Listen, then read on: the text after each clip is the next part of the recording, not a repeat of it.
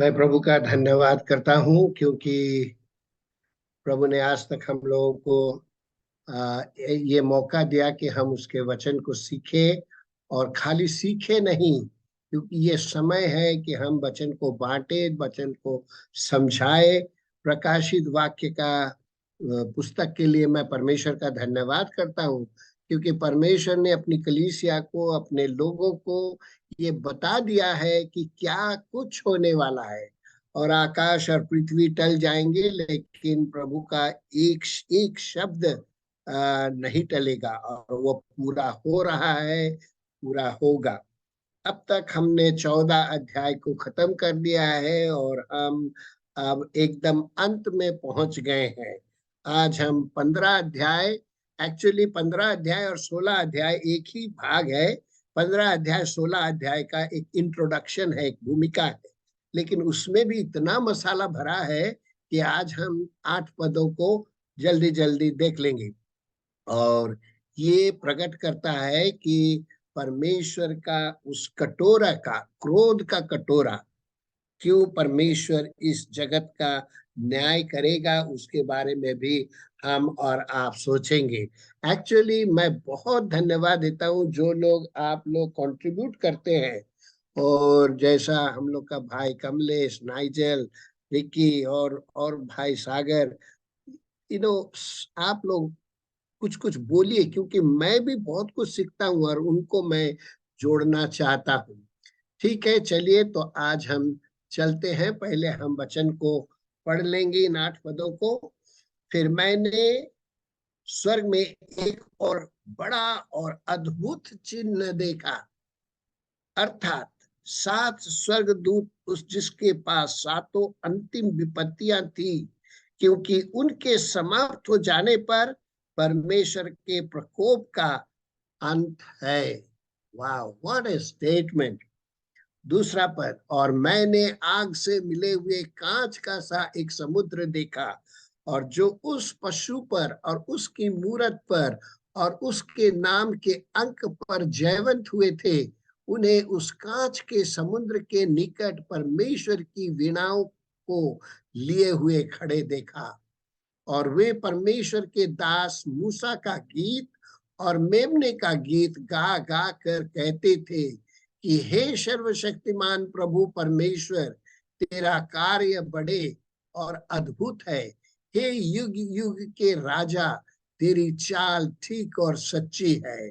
हे प्रभु, कौन तुझसे ना डरेगा और तेरे नाम की महिमा ना करेगा, क्योंकि केवल तू ही पवित्र है, और सारी जातियां आकर तेरे सामने दंडवत करेगी, क्योंकि तेरे न्याय के काम प्रकट हो गए हैं।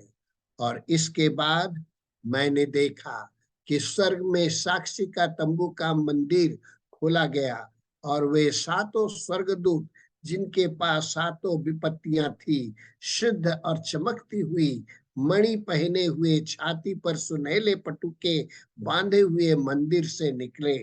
और उन 4 प्राणियों में से एक ने उन 7 स्वर्गदूतों को परमेश्वर के, जो युगानुयुग जीवता है, प्रकोप से भरे हुए 7 सोने के कटोरे दिए। और परमेश्वर की महिमा और उसकी सामर्थ के कारण मंदिर धुएं से भर गया। और जब तक उन 7 स्वर्गदूतों की 7 विपत्तियां समाप्त न हुई, तब तक कोई मंदिर में न जा सका। आइए हम प्रार्थना करें। प्रभु जी, तेरे वचन को सीखने, समझने और सिखाने में तो हमारी मदद कर। तेरे आत्मा के द्वारा तो हमसे बातें कर। ये प्रार्थना हम प्रभु यीशु मसीह के नाम से मांगते हैं, सुन और ग्रहण कर। आमीन। प्यारे मित्रों, पहले दिनों से कई एक बार मैंने आपसे कह चुका हूं कि परमेश्वर का क्रोध इस दुनिया में आने वाला है, क्योंकि आ रहा है भी।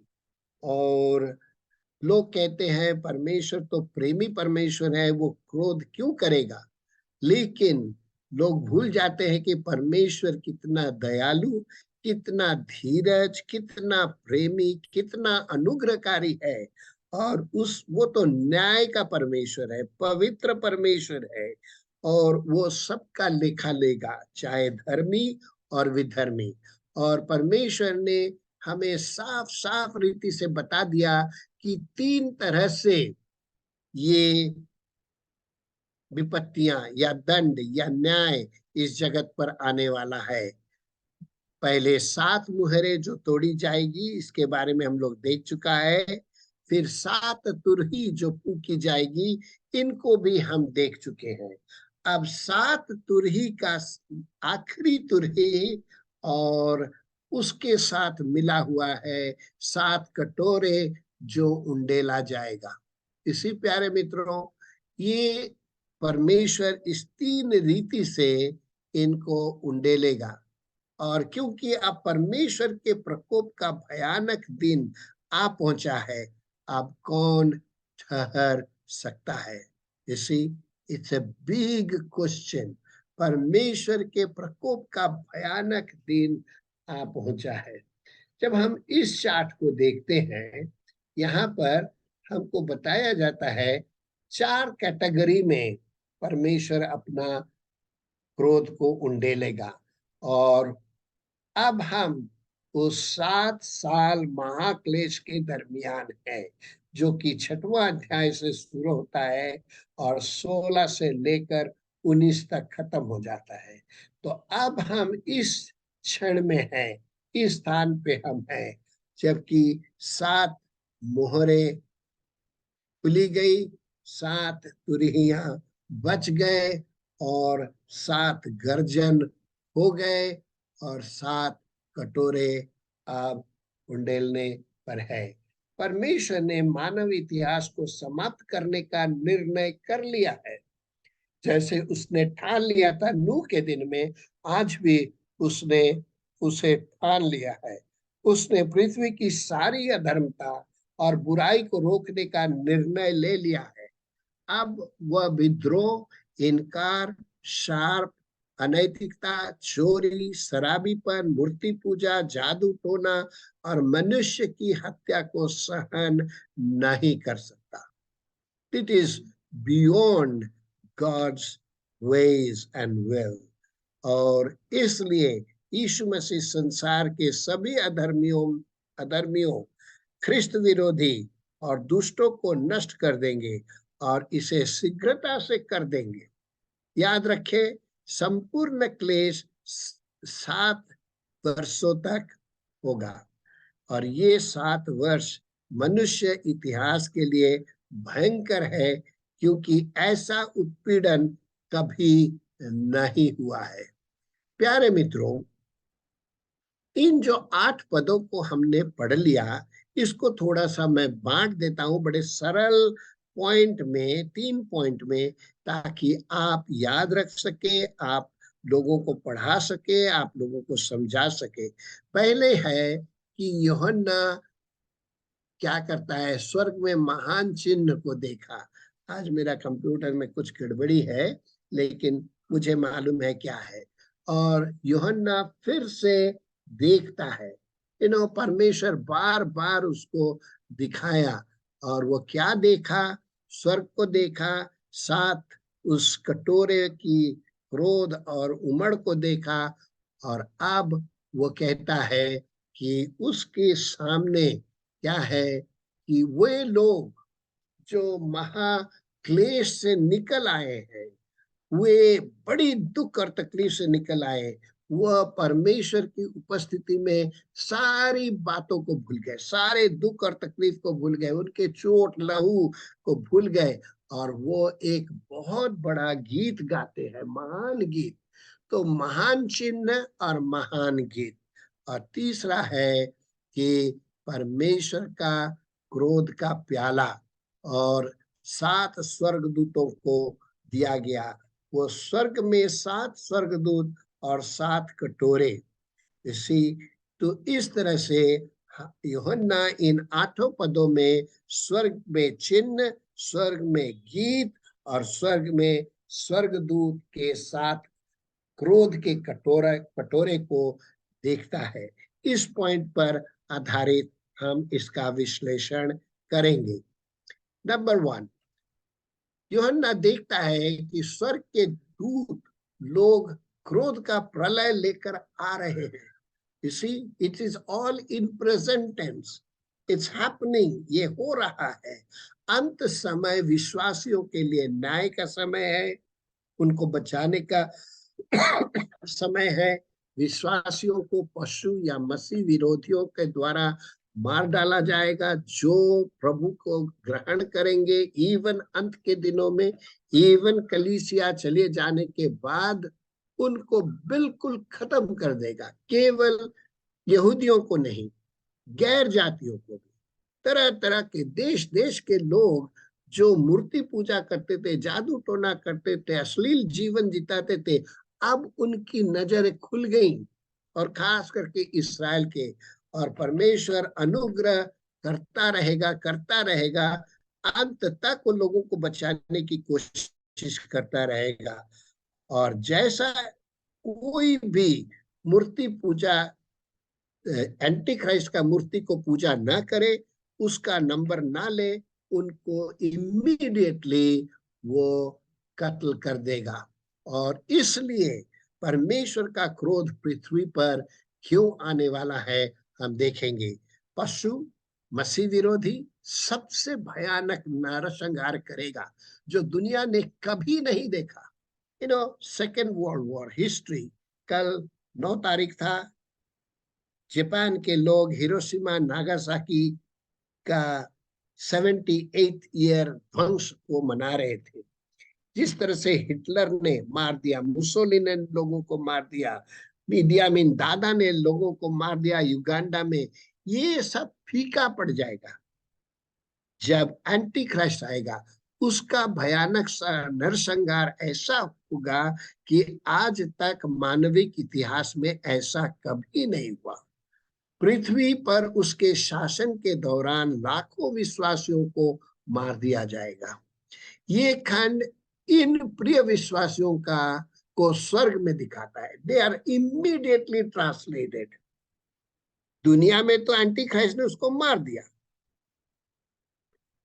और वे तुरंत चले गए। उसका एक झलक 7वां अध्याय में यूहन्ना को दिखा दिया था। हर एक जाति, हर एक भाषा, हर एक देश, हर एक बोलने वाले लोगों को उसने स्वर्ग में देखा, अनगिनत लोग।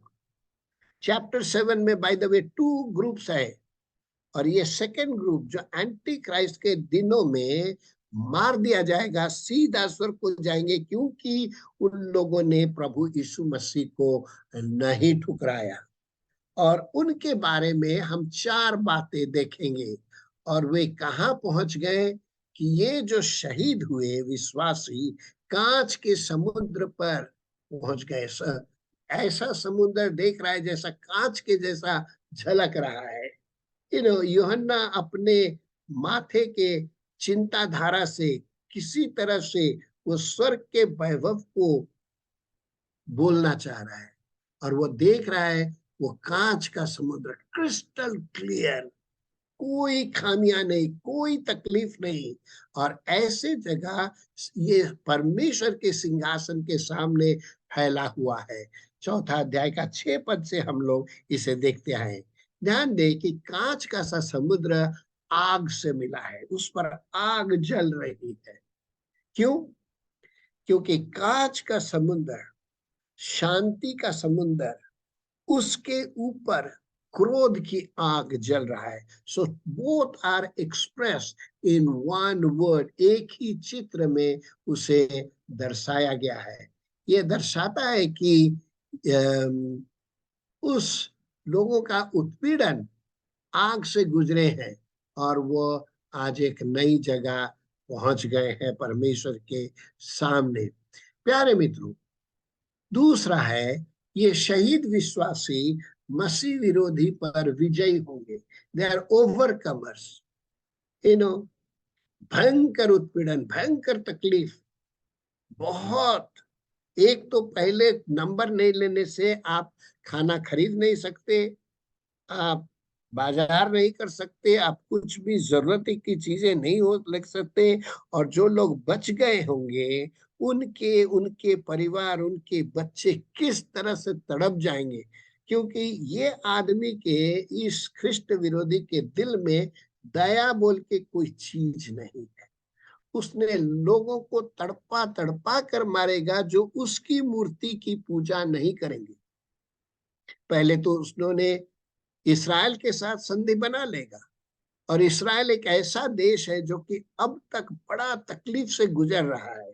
और जब एंटी क्राइस्ट आएगा, वो घोड़े पर सवार होकर आएगा, सादा घोड़े पर सवार होकर आएगा, तीर पकड़ा, धनुष पकड़ा होगा, लेकिन तीर नहीं है। लड़ाई से नहीं, प्रेम से, ढकोसले का बातों को लेकर वो क्या करेगा, यहूदियों को ठग देगा। लेकिन 3.5 साल क्लेश के बाद जब वह मंदिर को सत्यानाश करेगा, दूषित करेगा, अपना मूर्ति बैठाएगा, तब इसराइल की आंखें खुलेंगी।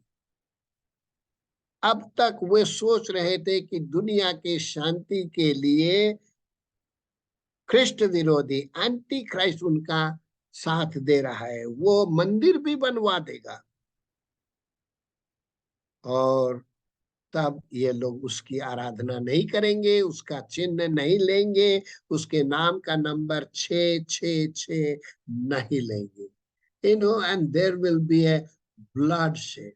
अंत का समय का प्रलय विश्वव्यापी होगा, केवल इसराइल में नहीं, कल्पना से भी अधिक क्रूर और बर्बर तरीकों से पहले से कहीं अधिक लाखों लोगों का वध कर दिया जाएगा, क्योंकि उन पर राज्य के दुश्मन होने का झूठा आरोप लगाया जाएगा। और जब हम लोग आर्मागिदन के बात कहेंगे, इतना रक्तपात होगा कि घोड़े का लगाम तक खून, 4-5 फीट और 200 किलोमीटर तक परमेश्वर ने यूहन्ना को दिखला दिया। यूहन्ना ने लिख दिया। मुझे तो लगता है कि उसका हृदय कांप उठा होगा, उसका हृदय एकदम भर गया होगा, क्योंकि उसका दुख तकलीफ उस टापू में फीका पड़ जाएगा। और तब हम देखते हैं ये शहीद, ये जो मसीह को नहीं ठुकराए, कलीसिया तो चली गई, पहले ही चली गई कलीसिया, लेकिन ये जो ख्रिस्टारी के दिनों में, एंटी क्राइस्ट के दिनों में प्रभु को ग्रहण करेंगे, वो सीधा स्वर्ग जाएंगे, और वहां एक बहुत बड़ा क्वायर बनेगा, बहुत बड़ी गीत होगी, आनंद के गीत होंगे। और क्या गीत? ना, ये शहीद हुए विश्वासियों के पास वीणाएं होंगी। It will be a wonderful wonderful instruments. उन दिनों में तो गिटार नहीं था, उन दिनों में तो कीबोर्ड नहीं थे, लेकिन सब तरह की बाजा बजेंगे, और वीणाएं शांत होने और आराम दिए जाने के लिए परमेश्वर का स्तुति, प्रशंसा, महिमा का प्रतीक है। और ये लोग वीणा बजा के गीत गाते हैं। गीत तभी मनुष्य के हृदय से निकलेगा जब वह आनंद से भरा हुआ होगा। ईश्वर शहीद विश्वासियों की चोट और दर्द को शांत कर देगा, उनके आंखों के आंसू को पोंछ देगा, उन्हें आराम दे देगा, और वे उसकी स्तुति करेंगे। कितना बढ़िया विषय है प्यारे मित्रों। स्वर्ग में गीत ही गीत है। अगर हम प्रकाशित वाक्य पढ़े, there are so many songs. एक बार किसी सज्जन ने मुझसे पूछा था, आप लोग चर्च में क्यों गाना गाते हैं? मैंने उनको अच्छा से समझाया, तो मैंने भी उनको याद दिलाया कि आप भी तो मंदिर में भजन वगैरह करते हो, क्योंकि वो एक तरीका है परमेश्वर का भय मानना और उसकी प्रशंसा करना। तो ऐसा ही होगा जब ये लोग स्वर्ग को पहुंच जाएंगे। शहीद विश्वासी विजय के गीत गाएंगे, victorious song, not defeated song. दुख का गीत नहीं होगा। और वो 2 गीत गाएंगे, 2 तरह के गीत गाएंगे। एक मूसा का गीत, जिसे इस्राएल के बच्चों ने लाल सागर पार करते समय गाया था, हम देखा है निर्गमन 15 अध्याय में। और ये बहुत ही अद्भुत गीत है, और उसके बारे में भी हम लोग थोड़ा सा देखेंगे। वो क्या गा रहे हैं? वे सर्वशक्तिमान ईश्वर के लिए गाते हैं, उनके कार्यों की प्रशंसा करते हैं, और वे परमेश्वर के दास मूसा का गीत और मेमने का गीत गाते हुए कहते हैं, हे सर्वशक्तिमान परमेश्वर यहोवा, तेरा काम और महान और अद्भुत है। यू नो, उन लोग परमेश्वर के दया अनुग्रह उसकी महानता को याद करते हैं। वो लोग अपना दुख और तकलीफ, कितना तरह के सताव से वो लोग निकल आए हैं, उस दिन याद नहीं करेंगे। ये संतों या राष्ट्रों के राजा उसके न्याय और सत्य के लिए गाते हैं। हे युग युग के राजा, तेरा मार्ग न्यायपूर्ण और सच्चे हैं। यू नो, उसका जस्टिस, उसका न्याय, उसका सत्यता, और वो जो आदि से लेकर अंत तक परमेश्वर है, उसका महिमा वो गाते हैं। कि वे यहोवा के भय और उसके नाम की महिमा के लिए गाते हैं। हे यहोवा, कौन तुझसे न डरेगा? परमेश्वर भय योग्य परमेश्वर है, और वह अपने लोगों के सामने और दूसरों के सामने भी भय योग्य है। इसलिए हम इनको गीत गाते देखते हैं। और क्या गीत गाते हैं? पवित्र और धर्मी परमेश्वर के लिए गीत गाते हैं, क्योंकि सब जातियां आकर उसकी आराधना करेंगे। वाह, हमको ये हजम नहीं होगा।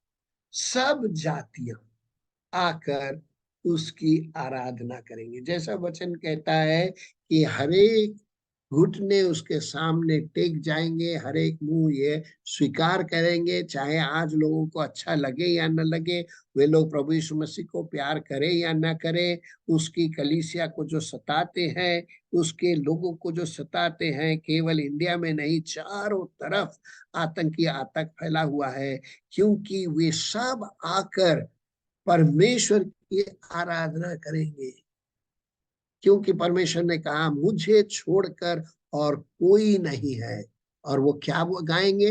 तू पवित्र परमेश्वर है, और तेरे सामने सारी जातियां दंडवत करेगी, क्योंकि तेरे निर्णय प्रकट हो गए हैं। ये चौथा पद का दूसरा खंड में हम पाते हैं।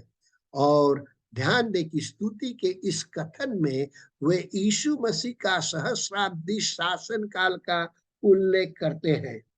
देखिए दूसरा खंड को, क्योंकि केवल तू ही पवित्र है, सारी जातियां आकर तेरे सामने दंडवत करेंगी, क्योंकि तेरे न्याय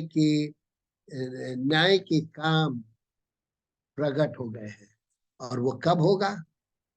जगत के अंत के समय में, जब यीशु मसीह आएगा और सारी दुनिया में वह शासन करेगा। 1000 साल तक शैतान को बांध देगा और विश्वासियों को बचाएगा।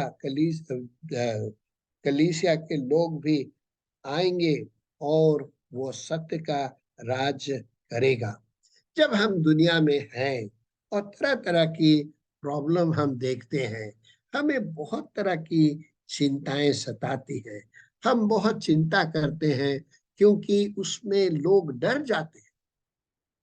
आज साइकोलॉजिस्ट बोल रहे हैं, अधिक से अधिक लोग निराशा से जूझ रहे हैं, डर से जूझ रहे हैं, क्योंकि उनके सामने पर्यावरण का विनाश, ग्लोबल वार्मिंग, राजनीतिक अशांति और अस्थिरता, आतंकवाद, अपराध, आर्थिक और वित्तीय पतन और नैतिक मूल्यों में लगातार गिरावट से जो सभी रिश्तों को नष्ट कर देती है, ये सभी चिंता का कारण है।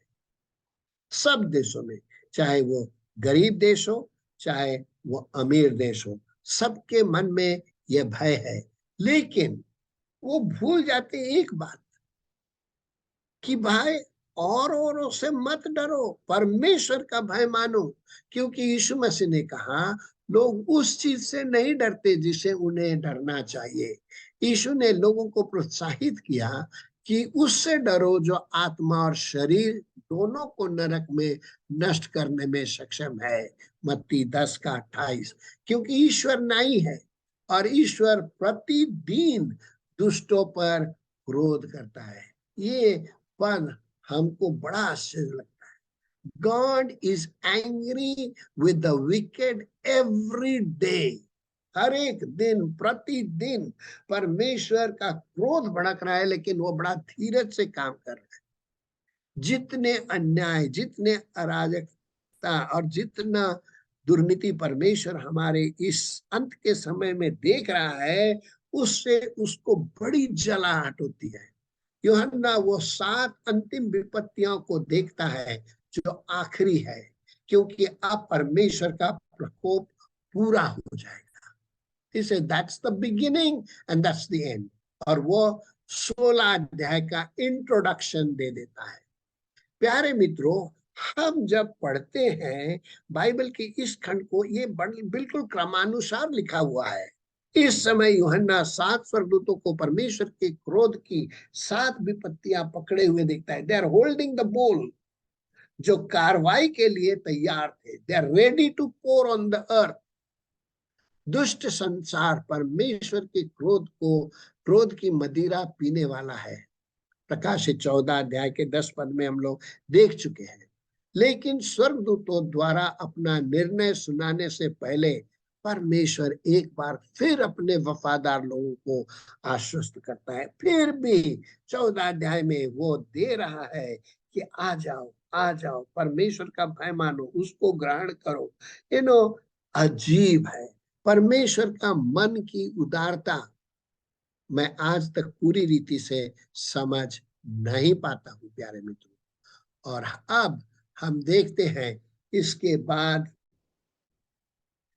बाद मैंने स्वर्ग में साक्षी के तंबू को भी देखा जो खोला गया, और वे 7 स्वर्गदूत जिनके पास 7 विपत्तियां थी, शुद्ध और चमकती हुई मणि पहने हुए, छाती पर सुनहले पटुके बांधे हुए मंदिर से निकले। दे आर एकदम डैज़लिंग beauty.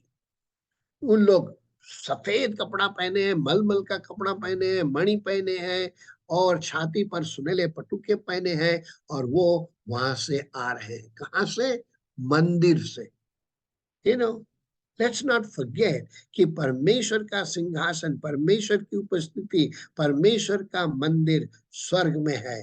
The most holy place मूसा के द्वारा नहीं बनाया गया था, उसको पैटर्न दिया गया था कि तू ऐसे ऐसे बनाना, जो कि बंद था। परमेश्वर के हुजूरी में कोई जा नहीं सकते थे। आज वहां से स्वर्गदूत आएंगे।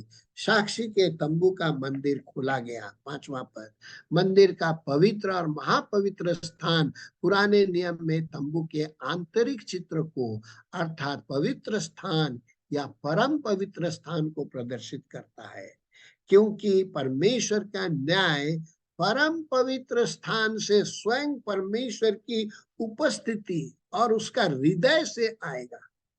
इसी ये सबसे बड़ी बात है। परमेश्वर केवल ऐसा झट से योजना नहीं बनाया है। अगर तुम नहीं मानोगे, अगर तुम नहीं स्वीकारोगे, अगर तुम अपने रास्ता में जाओगे तो तुम मर जाओगे। और उन्होंने ये प्रकट कर दिया। इसलिए जब लोग पूछते हैं कि परमेश्वर, तू प्यारे खुदा होने के बावजूद भी क्यों इस लोगों पर तू अपना क्रोध उंडेलेगा, और तब हम जान सकते हैं कि वचन क्या कहता है। इसी स्वयं परमेश्वर की उपस्थिति और हृदय से ये न्याय सुनाया जाएगा। मनुष्य का पाप और बुराई परमेश्वर का हृदय को काफी चोट पहुंचाया। आप सोचिए कि नूह के समय परमेश्वर 120 साल तक खटखटा रहा, बोलता रहा, और कह दिया कि परमेश्वर का आत्मा हर समय मनुष्य के आत्मा से संघर्ष नहीं करेगा। और आज परमेश्वर का आत्मा कितना संघर्ष कर रहा है, कितना दया से वो पुकारता है, फिर भी लोग कठोर हो जाते हैं। मन नहीं फिराती। क्या मसीही लोग, क्या क्या गैर मसीही। इसलिए परमेश्वर का उपस्थिति और हृदय की पुष्टि की जाएगी। ईश्वर स्वयं मसीह विरोधी और उसके अधर्मी अनुयायियों पर अपना अंतिम निर्णय सुनाएगा। शैतान लूसीफर जो स्वर्ग में परमेश्वर के विरुद्ध गया, उसका भी अंत का जिक्र हम लोग आगे पढ़ेंगे कि क्या परमेश्वर उसके लिए ऐलान कर दिया, उसके चेलों के लिए ऐलान कर दिया, उसके पशु के बारे में क्या ऐलान कर दिया, झूठे भविष्यद्वक्ताओं के बारे में क्या बोल दिया, और उसका शरण करने लेने वाले, उसके आराधना करने वाले, उसके नंबर को लेने वाले, उनका क्या होगा। प्यारे मित्रों, काश इन वचनों को आकाश से परमेश्वर हमारे देश में फूंक दिया होता, क्योंकि करोड़ों लोग, लाखों लोग उस मौत के अंतर्गत हो जाएंगे और परमेश्वर का 7 स्वर्गदूत, अंत में 7 मुहरें खोली गई, 7 तुरही बज गई और अब 7 कटोरा उंडेला जाएगा, जो कि 16, 17, 18 अध्याय में हम पढ़ेंगे। 19 तक सब कुछ परमेश्वर शांत कर देगा, अपना न्याय करेगा, अपना राज बसाएगा। ये स्वर्गदूत परमेश्वर के स्वयं उपस्थिति से निकलेंगे। उनके हाथ में 7 विपत्तियां हैं। वे शुद्ध और सफेद मलमल के कपड़े पहने हुए हैं, जो स्वर्ग की पवित्रता का प्रतीक है। परमेश्वर की पवित्रता, उसकी धार्मिकता और न्याय को अब प्रयोग किया जाना है और इस दुनिया में लाया जाना है, ताकि वह पूरी पृथ्वी पर शासन कर सके। और प्रभु यीशु मसीह सबको शैतान के हाथों से छीन लेगा, क्योंकि ये दुनिया उसका है, आकाश और पृथ्वी उसका है। इसी और परमेश्वर न्याय करेगा। वो न्याय का परमेश्वर है, वो अन्याय को सह नहीं सकता और वो गरम कटोरा उनके ऊपर उंडेला जाएगा, क्योंकि उसका प्रभुता सारी दुनिया पर है, चाहे लोग माने या ना माने। ये 7 दंड का प्रतिनिधि, ये 7 स्वर्गदूत खड़े हैं, रेडी हैं टू मोबिलाइज, टू मूव। उनका दर्शन यूहन्ना करता है, उनको देखता है, उनका पहनाव देखता है, उनका महिमा देखता है, वो लोग कैसे वो कटोरा पकड़े हुए हैं और वो कटोरा बंद नहीं है, खुला हुआ है और वो कटोरा उमड़ेगा, छलकेगा, परमेश्वर का क्रोध भड़केगा। तीसरा पॉइंट है, 7 स्वर्गदूतों को 7 सोने की कटोरे दिए गए, जो परमेश्वर के क्रोध से सजा हुआ है। कटोरे का विचार यह है, बाय द वे ये 7 पद में लिखा है कि कटोरे पर कोई ढक्कन या आवरण नहीं है।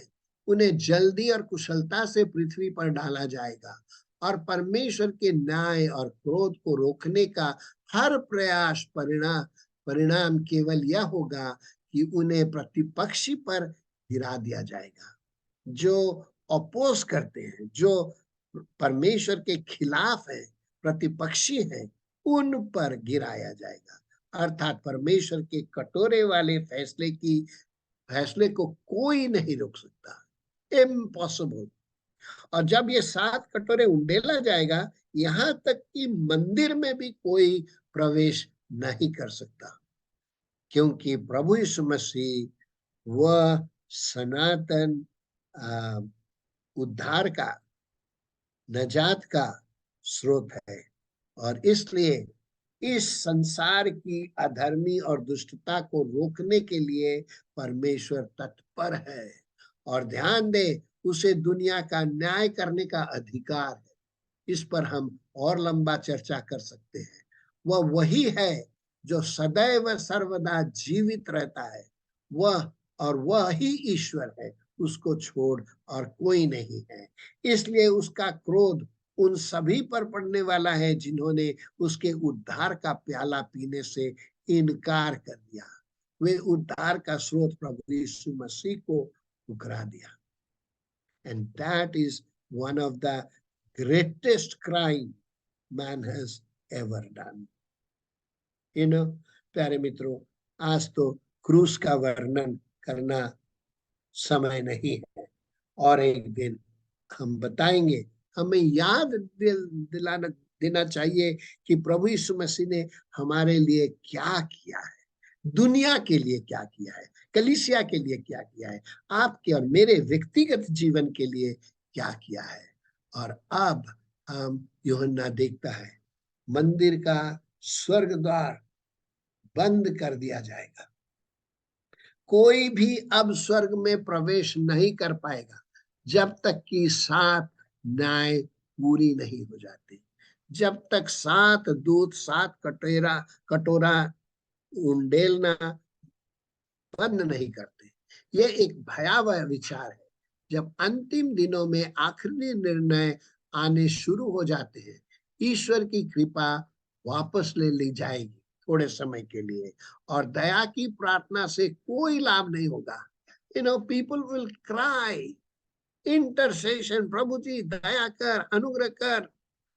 नो मोर आंसर। स्वर्ग और उद्धार का द्वार कुछ समय के लिए बंद हो जाएगा और कुछ समय के लिए ईश्वर की कृपा स्थगित कर दिया जाएगा।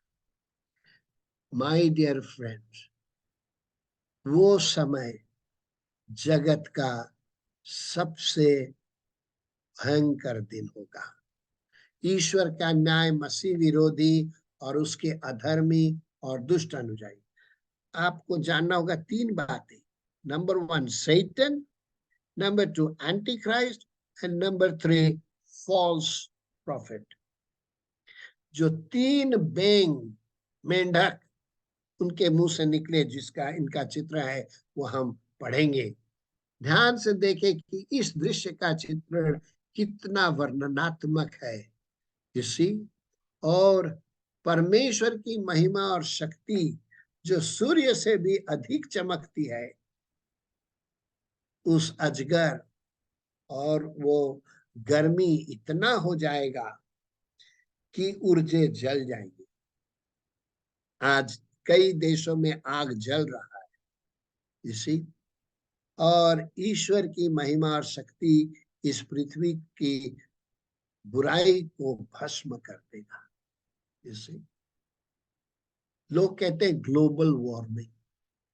ग्लोबल वार्मिंग तो कुछ नहीं है। 16 अध्याय में हम पढ़ेंगे, जब वो 7 दंड उंडेला जाएगा कि क्या होगा, क्या होगा। प्यारे मित्रों, ये सारी बातें हमारे लिए उत्साह का बात है, चेतावनी है कि हम परमेश्वर की ओर और अधिक से अधिक हम उसका महिमा करें, उसका धन्यवाद दें, क्योंकि उन्होंने हमारे लिए कितना महान उद्धार कर दिया। और आज हम बाइबल हमारे हाथ में है, क्योंकि उस क्रोध का कटोरा उंडेला जाएगा। पवित्र धार्मिक परमेश्वर बुराई के खिलाफ अपने क्रोध के अंतिम रूप देगा, जिसके परिणाम स्वरूप उसके लोगों को न्याय और प्रतिशोध मिलेगा। इस पृथ्वी पर हाबिल से लेकर आज तक जितने लोग अपने विश्वास के लिए मारे गए और मारे जाएंगे, आप उन प्रार्थना को याद करते हैं जो 6वां अध्याय में मैंने आप लोगों को बताया था कि वेदी के सामने कितनी आत्माएं कहते हैं, प्रभु जी हम लोग का खून का बदला पलटा कब लेगा। और तब उनको कहा गया कि थोड़ा धीरज रखो, थोड़ा धीरज रखो, क्योंकि नंबर पूरा होना है। प्रभु को मालूम था कौन उसकी महिमा और उसके विश्वास के लिए कीमत देगा, कीमत चुकाएगा, मरेगा, और जो मरेगा वो बचाया जाएगा, वो परमेश्वर की उपस्थिति में।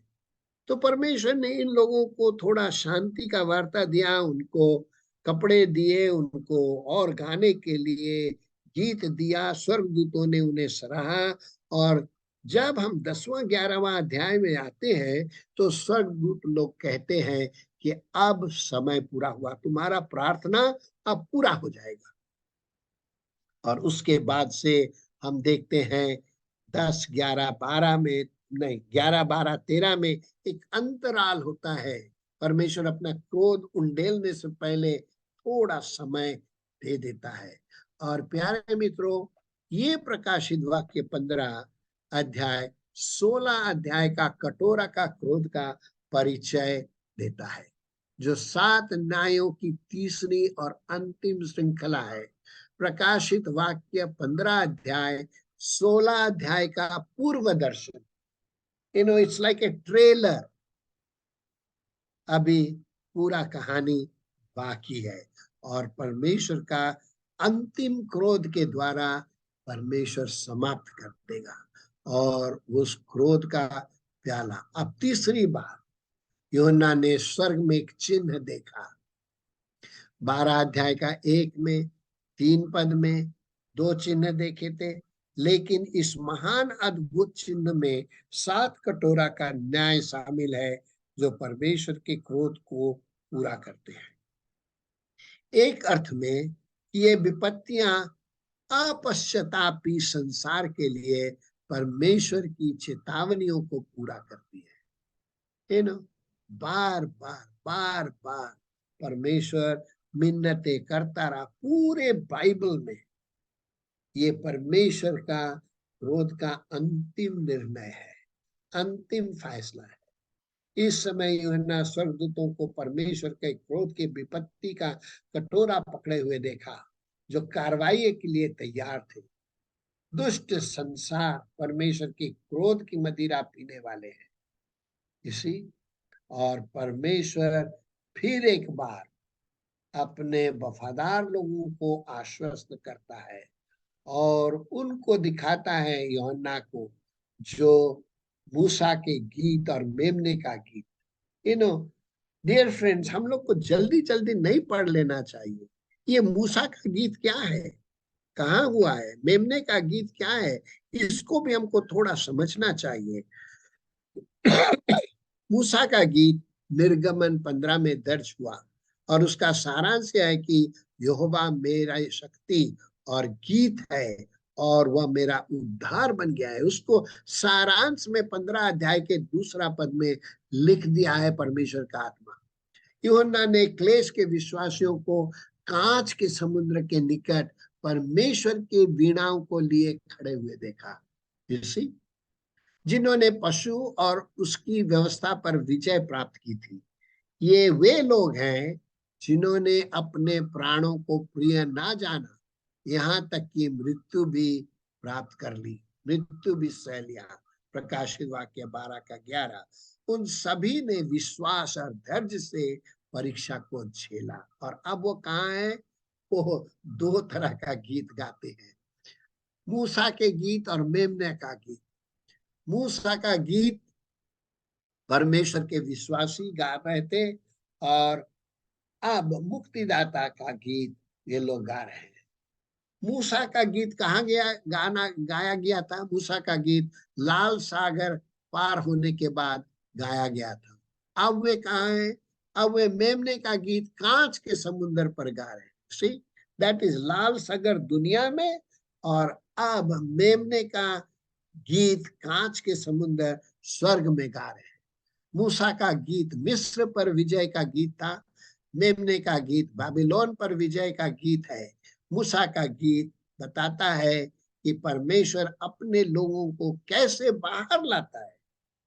इसी जब वे बाहर आ गए, परंतु अब परमेश्वर अपने लोगों को कैसे अंदर लाता है, स्वर्ग में लाता है। वाह, वंडरफुल डिस्क्रिप्शन। उनको मिस्र से बाहर लाया, उसको इस भरी गंदी दुनिया से वो अपने राज्य में प्रवेश करा दिया। Somebody went out that day and some people are going inside into the kingdom of God. मूसा का गीत पवित्र शास्त्र में पहला गीत था, मेमने का गीत अंतिम गीत है। मूसा का गीत मुक्ति प्राप्त लोगों के द्वारा गाया गया जाता था, और मेमने का गीत स्वर्गारोहित विजयी लोगों के द्वारा गाया जाता है। You know, wonderful. इसके बारे में और मैं अधिक आज नहीं बोल सकता। प्यारे मित्रों, जैसे इसराइलियों ने मूसा का गीत गाया था जब वे लाल समुद्र को पार करने के बाद खतरे से विजयी होकर आए थे, इसी तरह ये शहीद भी भयानक उत्पीड़न से बचकर स्वर्ग के तट पर आ गए हैं। इन शहीदों की सबसे क्रूर मौत हुई, फिर भी वे विजयी रहे। यहोवा मेरा बल है और मेरा भजन का विषय है, वो मेरा उद्धार भी ठहरा है। मेरा ईश्वर वही है, मैं उसकी स्तुति करूंगा, मैं उसके लिए निवास स्थान बनाऊंगा। मेरे पूर्वज का परमेश्वर वही है, मैं उसको सराहूंगा। यहोवा योद्धा है, उसका नाम यहोवा है। वो लड़ाई करता है, संघर्ष करता है। और ये सुंदर गीत, मेमने का गीत को ये लोग गा रहे हैं। यूहन्ना को दूत ने पूछा, ये लोग कौन है? ना प्रभु, तू ही जानता ये लोग कौन है। नहीं, ये लोग अपने अपने वस्त्र को मेमने के लहू से धोकर निकल आए, साफ कर दिए, पवित्र कर दिया है। निर्गमन 15:2-3 में पदों को गाकर परमेश्वर की महिमा की और उसे सराहा। वे मूसा का गीत और मेमने का गीत गाए। आश्चर्य की बात यह है कि वे अपने सारे दुखों को भूल गए और परमेश्वर की महानता को अपने गीतों के द्वारा प्रकट किया। वे आनंद और विजय के गीत गाए। प्यारे मित्रों, ईश्वर की उपस्थिति में कोई भी इंसान, कोई भी शहीद अपने बारे में नहीं सोचेगा, स्वयं को भूल जाएगा। जब उसकी महिमा देखेगा, जब उसके स्थान पे वो पहुंचेगा और जब उसका गौरव और महिमा को देखेगा, उन चमत्कारों में वो खो जाएगा। Oh, how we love to be. पौलुस कहता है, मैं उस दिन के लिए बाट जो रहा हूं जबकि मैं प्रभु के साथ उस स्वर्ग में होऊंगा। ऐसे विचार हमारे अंदर होने चाहिए। भविष्य में जब परमेश्वर अपने लोगों को भूमि पर बुलाएगा, यशायाह ने भविष्यवाणी की, वे गीत फिर से गाएंगे। यशायाह 11:15 से 12:6। मूसा का गीत वास्तव में यहूदी राष्ट्र के भजन में एक महत्वपूर्ण गीत है। यह दृश्य कलीसिया के किसी भी युग में पीड़ित संतों को बहुत आश्वासन और सहन शक्ति देता है। यूहन्ना को इसमें कोई संदेह नहीं कि यीशु मसीह के द्वारा ईश्वर के प्रति वफादार लोगों को, मुक्ति प्राप्त समुदाय को ये हिस्सा देगा। पुरानी और नई वाचा दोनों के लोग एक ही गीत गाएंगे। स्वर्ग में 7 दूत और 7 कटोरे। तभी यूहन्ना को एक भयावह दृश्य दिखाई देता है, और उन 4 प्राणियों को, जिनको कि हमने तीसरा, चौथा और 5वां अध्याय में देखा था, उनमें से एक जन आके इन स्वर्गदूतों को कटोरा दे देता है। ये 7 आखिरी विपत्तियां हैं जिनके साथ परमेश्वर का क्रोध पूरा हो जाएगा, जिसे हम पढ़ेंगे नेक्स्ट टाइम। और अब अध्याय 15 केवल आने वाली विपत्तियों का भूमिका है। पूरा क्रोध आने वाला है और परमेश्वर चेतावनी देता है ताकि लोग आने वाले विपत्ति से मुकर जाएं और परमेश्वर की ओर मुड़े। अपने न्याय के द्वारा वो लोगों को मनाता रहा, लेकिन विद्रोहियों ने उसका सुनी अनसुनी कर दी। ये सारा पद हमको यही बताते हैं। यशायाह 13:6-9, सिफनाया 1:14-18, अय्यूब 1:30।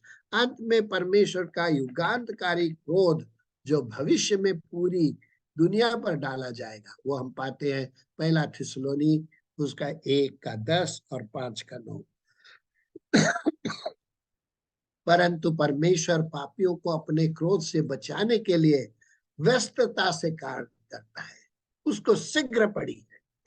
अब परमेश्वर अपने धीरज के अंत में पहुंच गया। परमेश्वर के स्वभाव में न केवल धार्मिकता और पवित्रता बल्कि अनुग्रह और दया भी शामिल है। और वो क्या करता है, जैसा मैंने आपको बता दिया था, 1,44,000 को भेजा, 2 गवाहों को भेजा, और उद्धार पाए हुए लोगों को भेजा, आकाश में उड़ता हुआ स्वर्गदूत 14 अध्याय का 6-7, ये सब लोग आखिरी दम तक प्रचार करते रहे।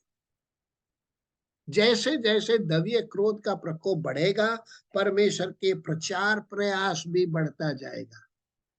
प्यारे मित्रों, तो हमारा ड्यूटी कितना बड़ा है कि हम लोगों को बचा ले नरक की आग से। मुक्ति प्राप्त इस्राएल सभी राष्ट्रों से आत्माओं को बचाया जाएगा। बहुत से लोग क्लेश से बचेंगे और मिलेनियम किंगडम में प्रवेश कर जाएंगे। सहस्त्राब्दी लास्ट में परमेश्वर के प्रकोप के 7 कटोरे उंडेला जाएगा। ये भूमिका में बता दिया है। बाइबल आशा और भरोसा की पुस्तक है। ये न्याय का और पाप की ओर परमेश्वर की धार्मिकता का विश्वास से प्रेम करता है। Sorry, I can't see this. न्याय की पुस्तक भी है। परमेश्वर का ये न्याय का पुस्तक है।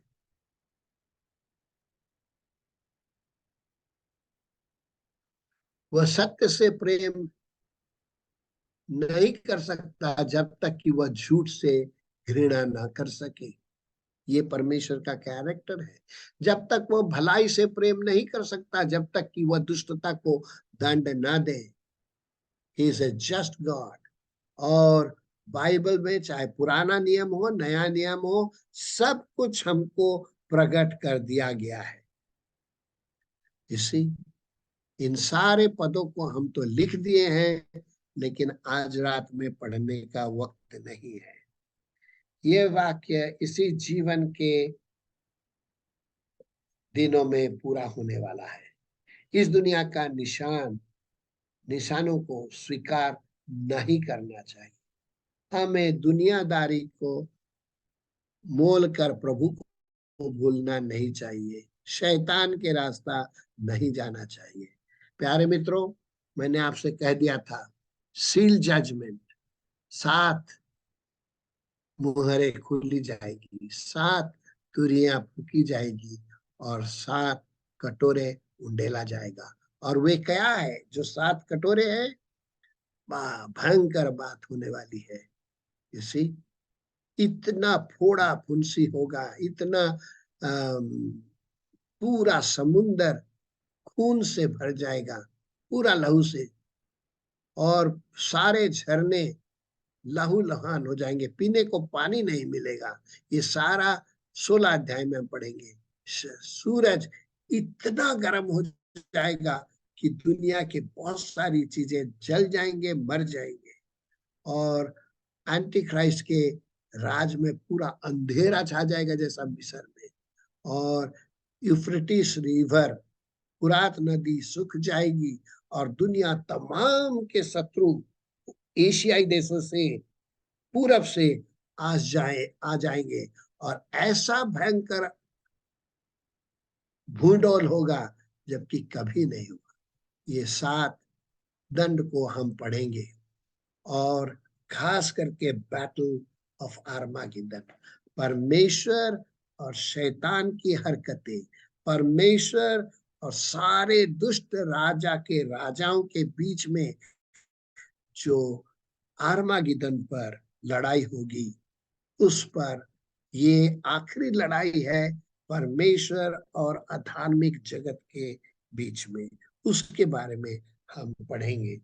लेकिन हम परमेश्वर का धन्यवाद करते हैं कि परमेश्वर ने हमसे सब कुछ इन 8 पदों में कह दिया है, और इसलिए हम इसको कंटिन्यू करेंगे ये महीना का अंत में। और परमेश्वर आपको बड़ी आशीष दे।